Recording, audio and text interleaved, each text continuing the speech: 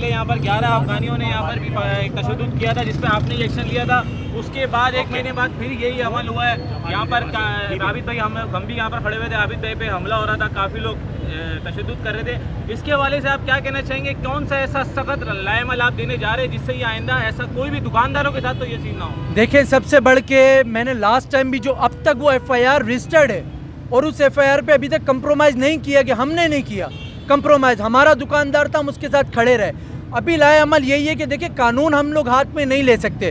हम लोग पढ़े लिखे नौजवान हैं, हम कानून में हमने अपने दुकानदारों को मना किया कि हाथ कोई ना उठाए, लड़ाई झगड़ा कोई, जबकि उनकी तरफ से शाउट भी हुआ, अब्यूज़ भी हुआ और मारा भी गया हमारे दुकानदारों को। हमारे दुकानदार विक्टिम है। इन तमाम दुकानदारों पर वो लोग जत्थे के जत्थे आए, इनको मारा गया।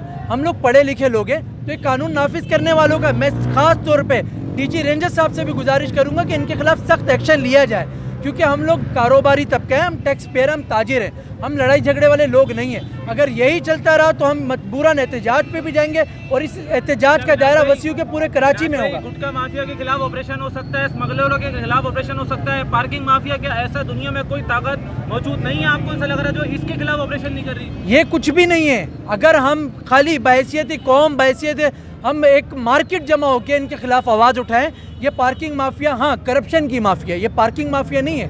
पार्किंग होती है दुनिया में और जगहों पर भी, वो मुनज़्ज़म तरीके से और बड़ा उसको वेल बैलेंस करके लगाते हैं। मगर यहाँ पर जो पार्किंग है वो भत्ताखोरी है।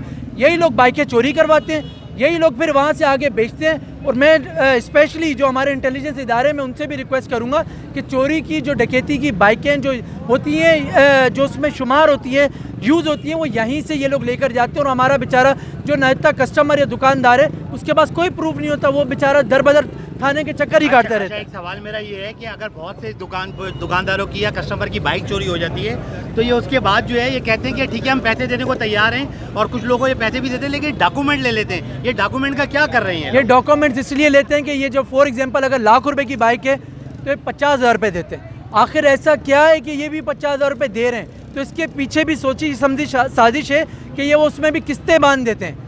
ये हम पे एहसान नहीं कर रहे। हमारी आवाम जो है, इनके पास अभी 2 वक्त की रोटी नहीं है। जो मार्केट के हालात हैं, जो पोजीशन है, ये खाने के लिए तरस रहे हैं। आपने देखा होगा अभी माजी में भी हम प्रोटेस्ट पे गए हर तरीके से कि महंगाई के खिलाफ, इवन पेट्रोल भी। ये बेचारी गरीब आवाम या मोबाइल ख़रीदने आएगी, वो पार्किंग के पैसे देगी, वो क्या क्या बर्दाश्त करेगी? बहुत शुक्रिया आपका। अस्सलाम वालेकुम वरहमतुल्लाह। काशिफ कादरी, मोबाइल मार्केट, सदर अब्दुल्ला हारून रोड। Thank you.